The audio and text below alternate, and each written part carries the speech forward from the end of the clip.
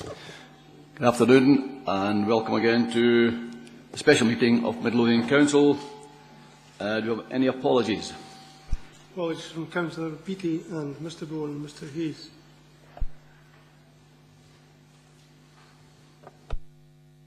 Thank you. Order of business. As is published, there has just been tabled the report of this morning's seminar. Okay. Any declarations of interest can be raised at any time during the meeting. Okay. I have to remind the meeting that this meeting is recorded.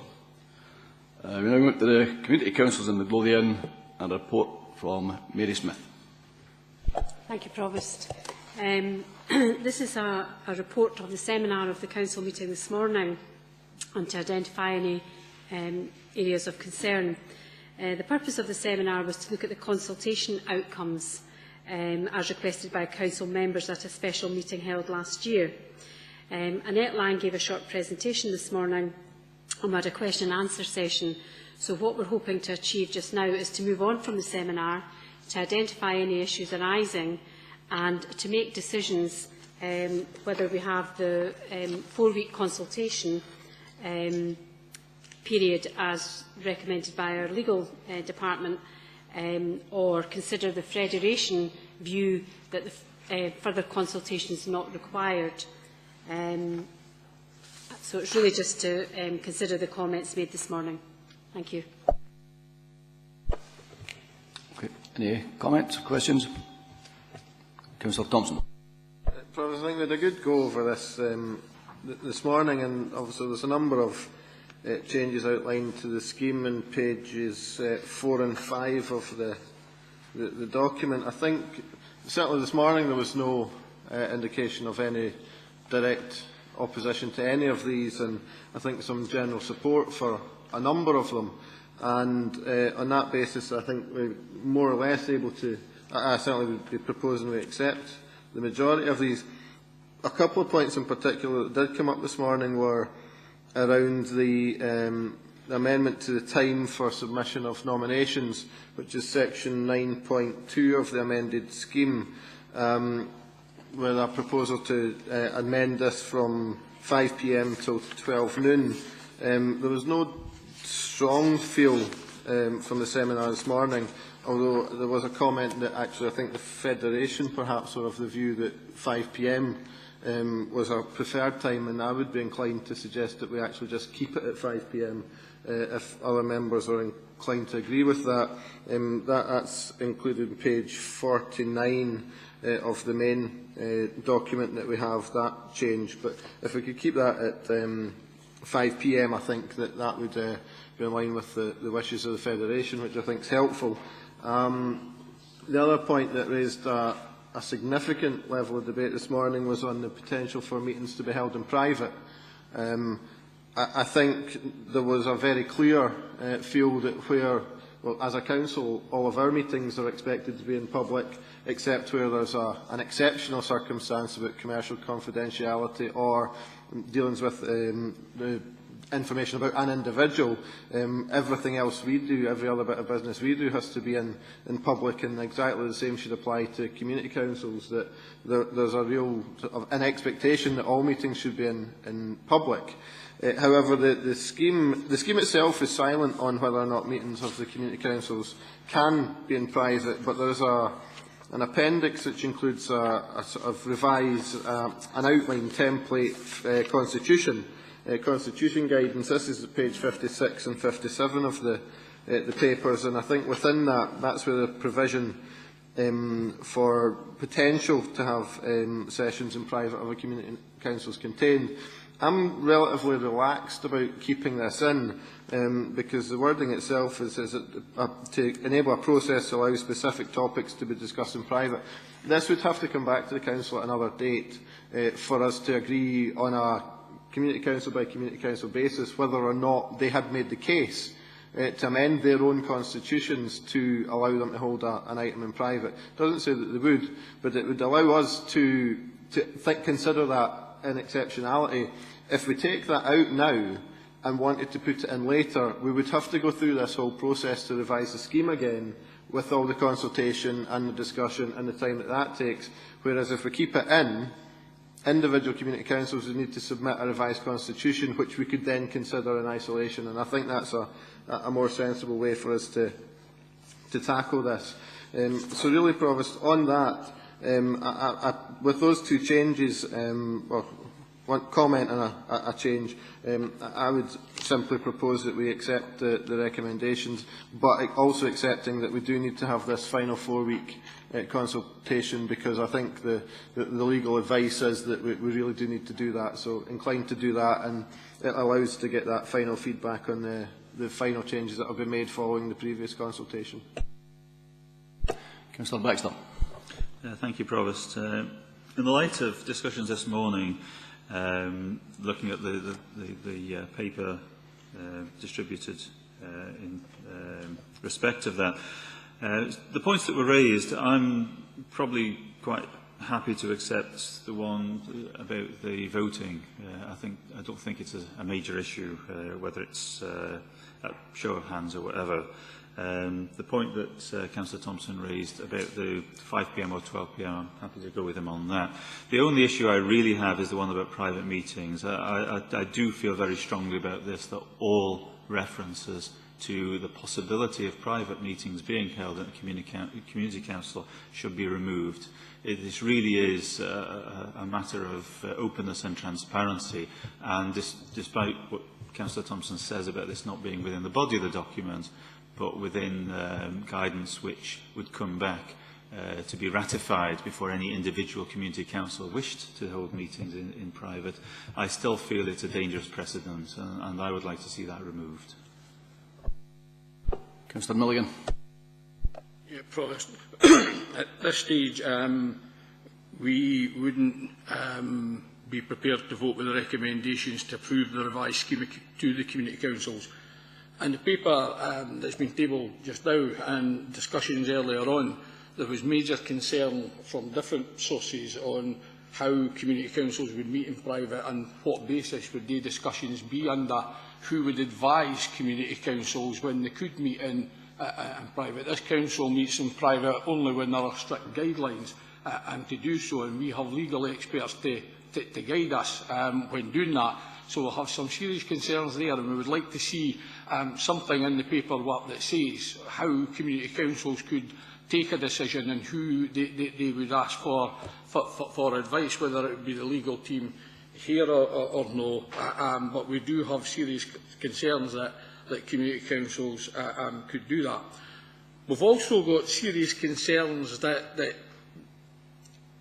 the grant funding to community councils here seems to be getting slashed dramatically. For example, Pennycook Community Council gets a grant of £1,290. What we were told this morning in the paper that's been tabled here talks about a maximum grant of £500, and I'm sure this morning we talked about 4 levels of grants that community councils could apply for, and it would depend on what actions they were taking. We would rather let the community councils be very, very clear on what area that they were likely to fall under prior to taking that decision. We've also got some concerns, they're no hardened, that the new scheme administration would constrain community councils, and it seems to constrain them on that any grant they get can only be used for specific purposes to promote the community council. A lot of community councils out there are quite happy just dawdling away with their wee community staff, supporting and helping community groups. Under this system, we're not clear, in fact, we're unsure whether community councils would still be able to support. You know, for example, several community councils are members of the S Valley Trust, and we're not sure whether they would be able to continue taking out these memberships. And in fact, it appears for the paperwork here that they wouldn't. There are some that run, for example, just flower shows locally, support local galleries and stuff like that. Under this scheme administration, I'm not sure that they would be allowed to do that. And I think we really need to be really clear on what level of funding is likely to be available to each of the community councils, because there has been for years a call, not for funding to go down the way, there's been a call for funding to go up, and I fully accept this probably isn't the year where there's going to be money available. However, if we are going to cut the funding as hard as that to some of them, and I accept that there are some of the smaller community councils that get just under the £400, so that could be a slight rise to them, but most of the bigger ones are all in the sort of regions £1,000 where they're all inclusive, like Pennycook and Dalkeith. And Bonnyrigg Polton Hall being split into two, you know, they would be entitled to a grant up to £500 each. I mean, how would that work? Or would we see the fragmentation where community councils were encouraged to split into east, west, north, south, whatever? So we're kind of concerned with that. However, we didn't want to see a halt to this. We're quite happy that this should be part of the further consultation, and we make that clear when we go out to that consultation. And once we've had that, then at that stage we would be prepared to consider whether the council should indeed endorse the new scheme administration.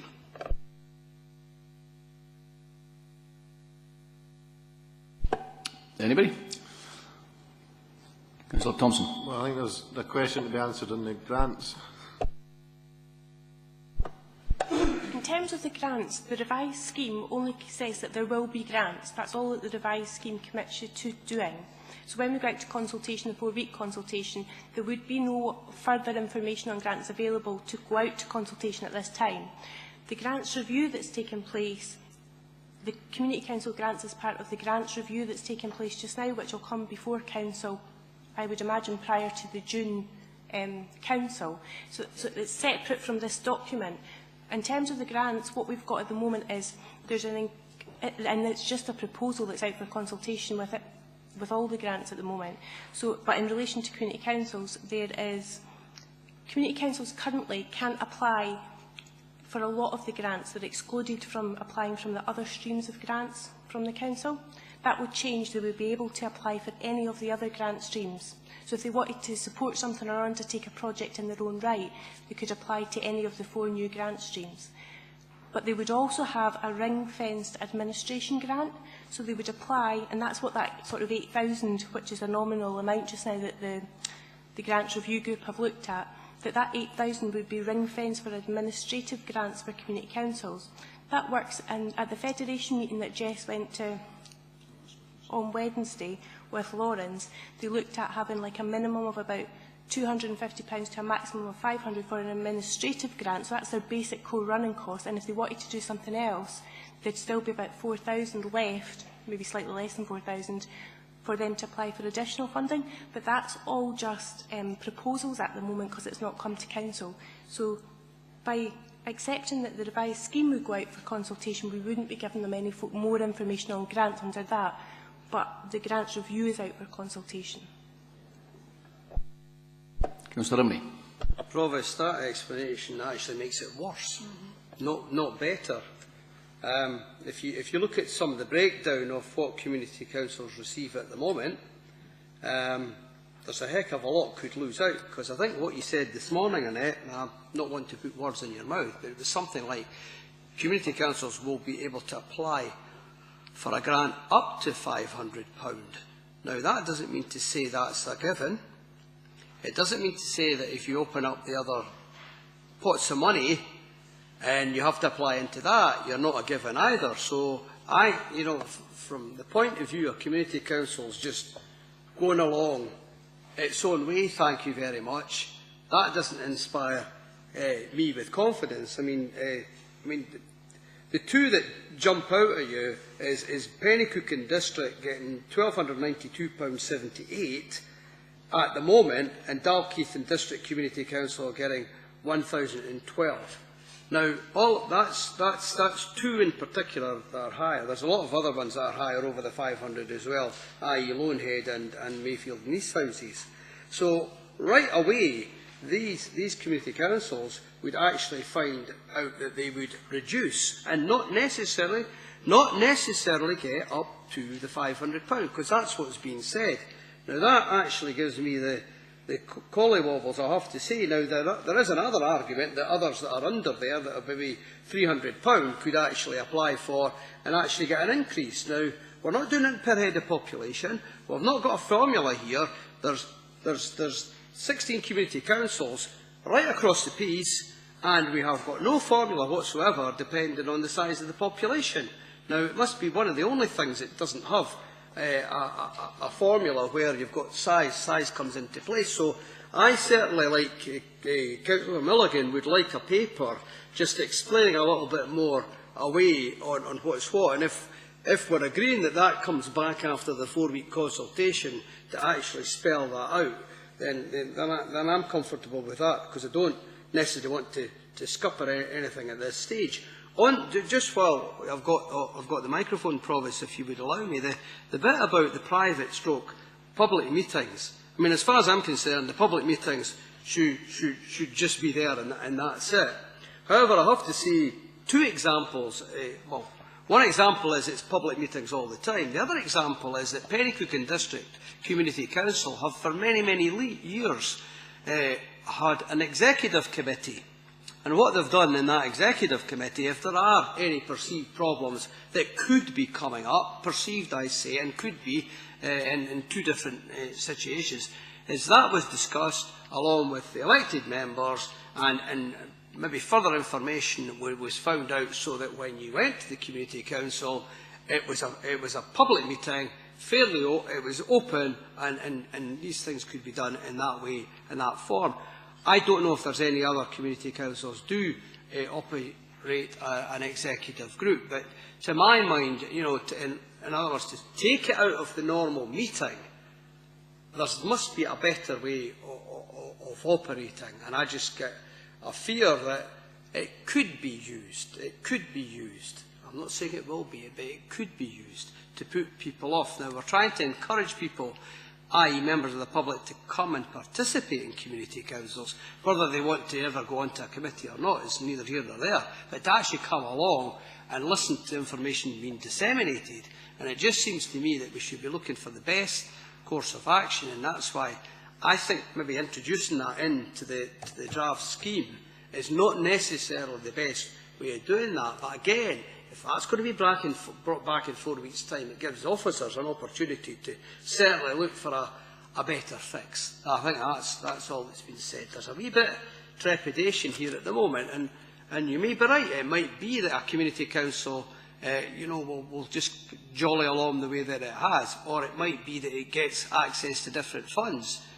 But the actual opposite of that could take place, and a community council could find out that they're not going to get the kind of funding that they've had before, and there could be an effect on the way that they operate. So it's just a couple of things, but if it's coming back with a paper, Provost, quite happy about that. Councillor Thompson. I think we're in danger of confusing too many different elements of this here. We've been asked to agree a revised scheme for the community councils, which doesn't talk about numbers when it comes to grants. It says the community councils will get a grant. This council agreed the review of grants at the last meeting of the council, which includes the how much. We've already agreed that as a council. There's some detailed questions being asked here about would groups be able to pay for this or pay for that.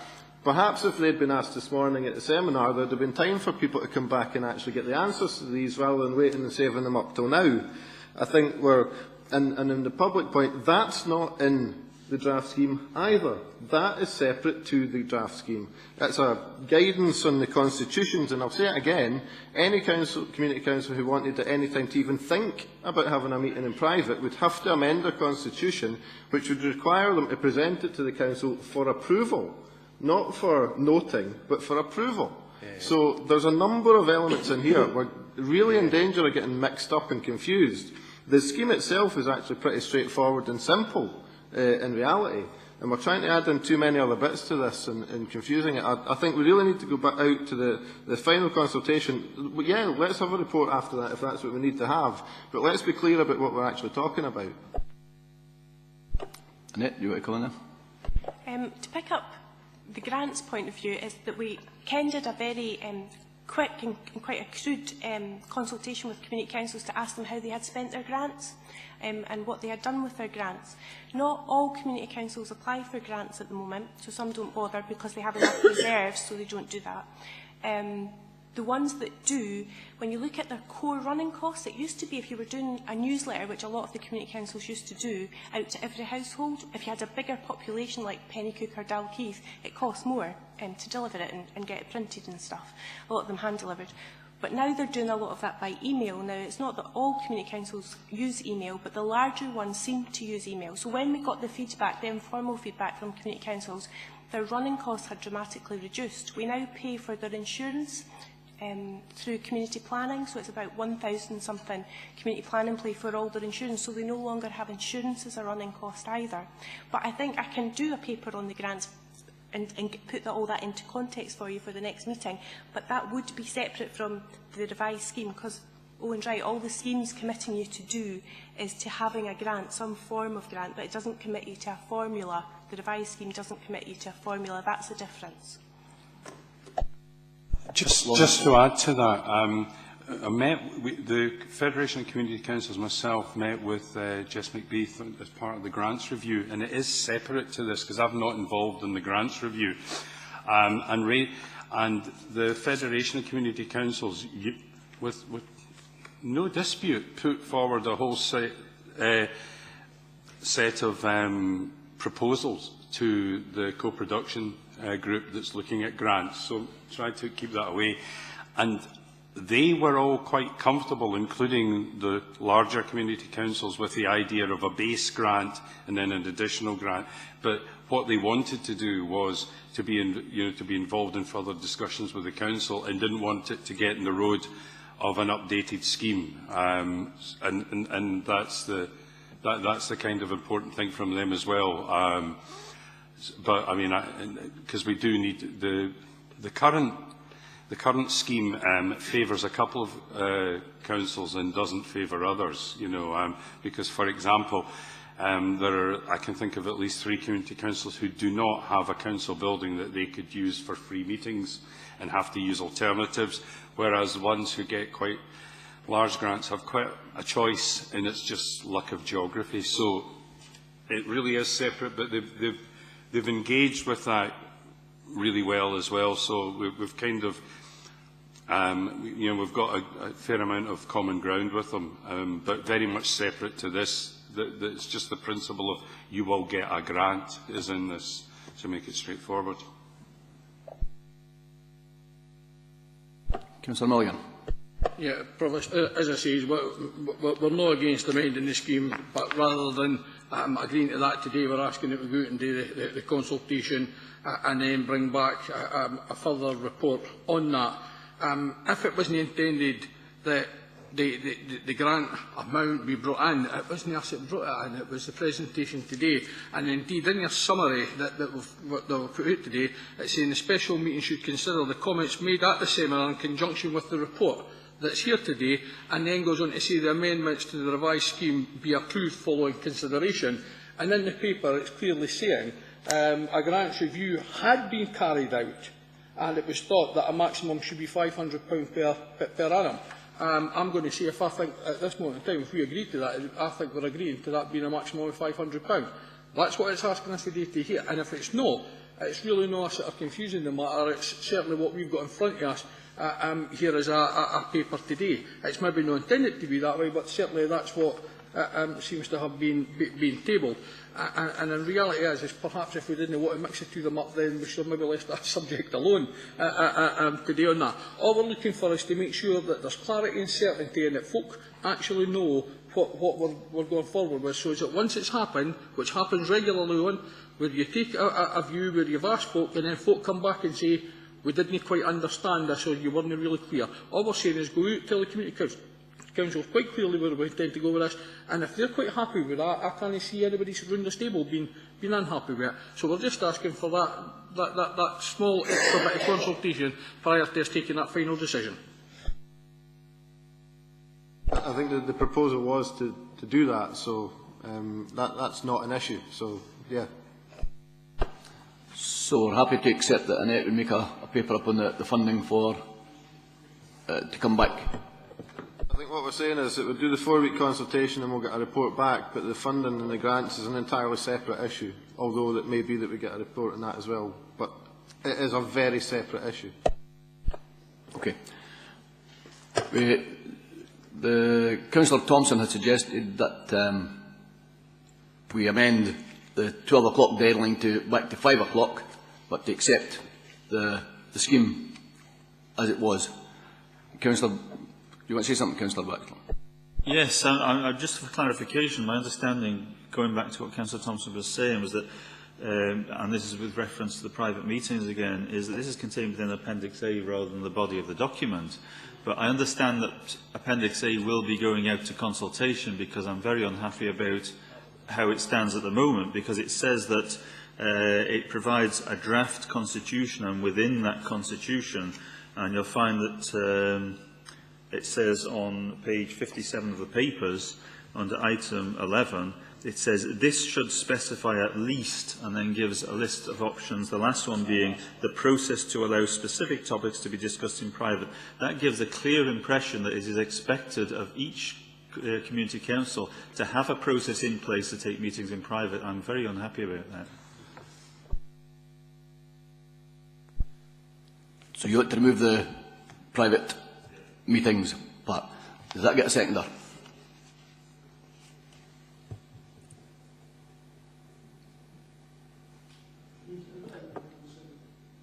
You're seconding that there should be no private meetings. Councillor Thompson. We're not saying there should be private meetings. We're saying, I can't believe I'm having to say this over again. It's an entirely separate process to amend the constitutions. What's here is constitution guidance. We're talking about having another consultation on it. We've already said we're going to have a report back after that for us to finally agree it.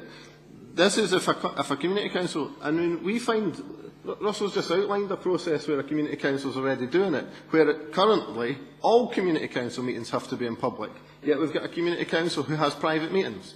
If we have a process included that allows this to be included within a constitution, the Pennycook Community Council example can be formalised and it can be put into a position that can then be legitimately followed, that comes before us to say whether we agree with it or not. I can't see the problem of including that line. Councillor Baxter. Thank you, Professor. Going back to the example that Russell gave, these are not private meetings. A private meeting is one where a decision is taken which has a bearing on the business of the community council. There's nothing to stop a group of people, whether it's the executive, whether it's a subgroup, a group of friends on the community council, from having a meeting in a pub or in somebody's home. That could be considered, under what Councillor Thompson's referring to, as being a private meeting, but it's not, because no constituted decisions are taken which have a bearing on the business of the community council.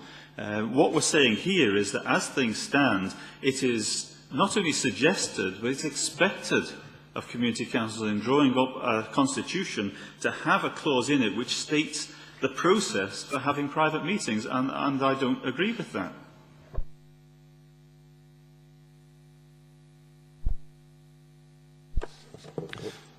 So, do we accept Councillor Thompson's motion that we accept the scheme with amended time for notification of nominations? Can we have a show of hands on that, please? I think there was a counter proposal to take that line out on a process to allow specific topics to be discussed in private. I think we're creating a headache for ourselves if we do that, but there was a proposal to do that. Okay. Do you wish to remove the paragraph that says there would be private meetings? Yes, just to be clear, on page 15 of the paper, or 57 of the agenda for today, under item 11 on that page, from the last semicolon, remove that, replace it with a full stop, where it says, and the process to allow specific topics to be discussed in private. I propose that we remove that.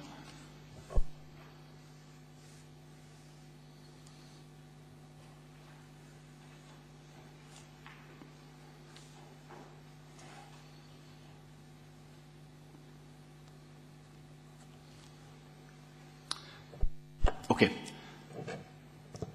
Can we listen? Sorry, Chair, can I ask for, just for clarification then? Does that mean that the system that operates at Penicuik Community Council, where the executive meets basically office bearers the week prior, I think it is normally, to the full community council, wouldn't have allowed to happen then? Because obviously that would be in private. So you're actually saying that wouldn't have allowed to happen now? I mean, I wouldn't have been in favour of that, because I think it actually, I mean, I don't go to community council, I mean, I think most people know that, but I mean, I think that's a system that works quite well. And there has been time to time they've invited the councillors to that meeting, and you've been able to thrash stuff out before it gets to the main body of the kirk. And I think that would be a mistake, a step backwards for me. Councillor Baxter and Councillor Thompson. Yes, my understanding would be that that meeting could take place provided no decisions were taken which were binding upon the Community Council. They could come up with a proposal which could be discussed and voted on in public at the Community Council meeting. But having a meeting where something is discussed in private but no decisions are taken, is you can't stop that. You could have a meeting in the pub, for instance. Councillor Thompson. Yeah, I would argue keeping this line in allows, like the Penicuik situation, to formalise the process that they already have, that makes it legitimate and far more transparent than it would otherwise be. Okay, now do you have a second for the removal of the line that reads, and the process to allow specific topics to be discussed in private? Can I have a seconder for it, please? No You're seconding it, Councillor Posner, are you? Yeah. Okay. Right, can we have a show of hands for the removal of the words and the process to allow specific topics to be discussed in private to be removed from the scheme?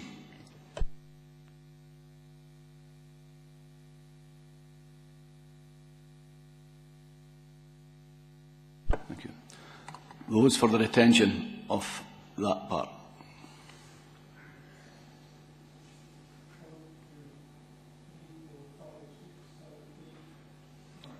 Nine.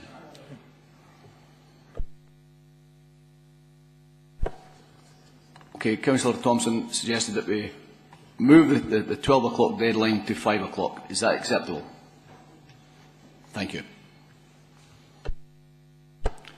Thank you for attendance this afternoon.